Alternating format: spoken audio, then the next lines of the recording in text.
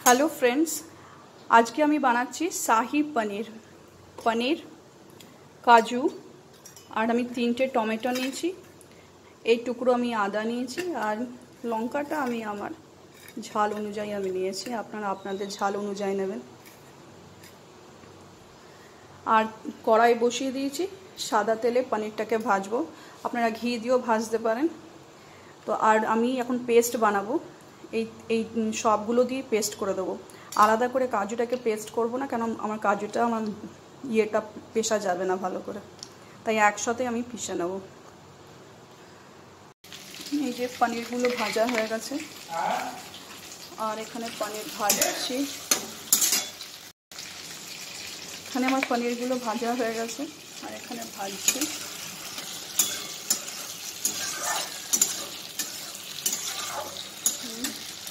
এই যে আমার পেস্ট রেডি আর জারটা ধুয়ে জলটা দেবো আমি সব মশলাগুলো আজ রেডি করে রেখেছি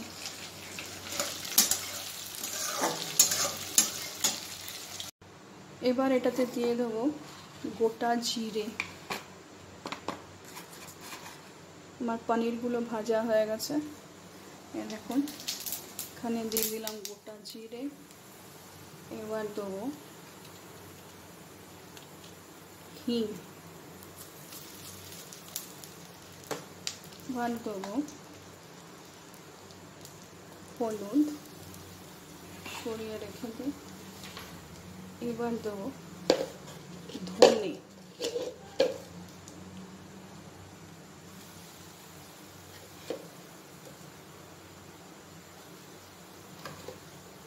এরপর দেবো নাড়িয়ে নিই মশলাটা আমার পুড়ে যাবে এবার দেবো লাল লঙ্কা এই লাল লঙ্কাটা আমি কালারের লাল লঙ্কা দিই এই পেস্টটাতে আমার অলরেডি কাঁচা লঙ্কা দেওয়া আছে লাল লঙ্কাটা এবার আমি দেবো পেস্টটা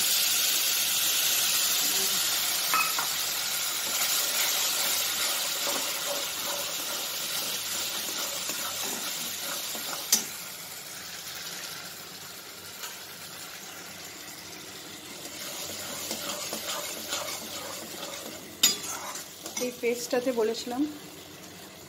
কাজু টমেটো আদা আর লঙ্কা তিনটে আমি একসাথে পিষে নিয়েছিলাম এবার দেবো নুন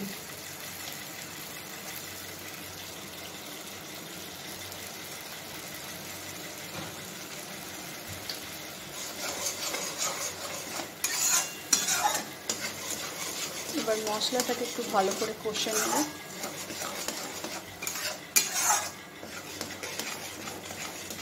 দেখুন কি সুন্দর একটা কালার এসছে দেবো চিনি বাঙালিদের প্রত্যেকটা রান্নাতে চিনি লাগে একটুখানি মিষ্টি লাগে অবভিয়াসলি ঝালে লাগে না কিছু কিছু রান্নাতে লাগে কালারটা খুব সুন্দর এসছে মশলাটা কষা হয়ে গেছে এবার জারে যে জলটা ছিল সেটা আমি দিয়ে দেবো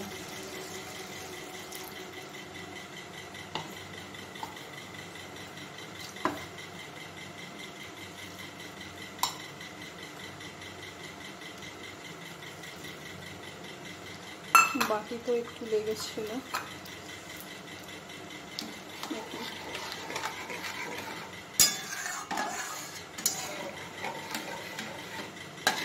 আর একটুখানি জল দেবো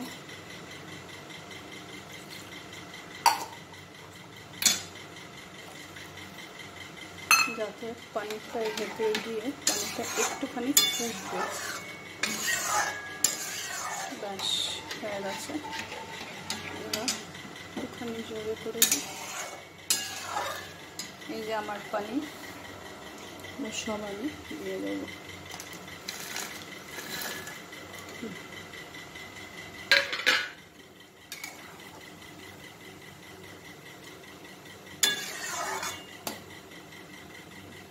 হয়ে গেল অনেকটাই গাঢ় হয়ে গেছে। এবার আমি ওপর থেকে দিয়ে দেবো কস্তুরি মেথি। এখানে ধনে পাতা দিলেও ভালো লাগবে, কিন্তু আমি আগেও বলেছি আমার কাছে ধনে পাতা সব সময় অ্যাভেলেবেল থাকে না, তাই জন্য কস্তুরি মেথিটাই আমি ব্যবহার বেশি করি। আর এরপর দেবো গরম মশলা। আমার শাহি পনির রেডি হয়ে গেছে। আর ধনে পাতা দিলে দেখতেও খুব সুন্দর লাগে, কিন্তু যেহেতু আমার কাছে নেই তাই কস্তুরি মেথি দিতে হলো।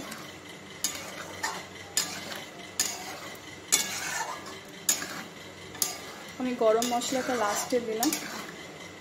গরম মশলার ফ্লেভারটা থাকে, আপনারা গরম মশলাটা আগেও দিতে পারেন। রেডি আমার শাহি পনির রেডি।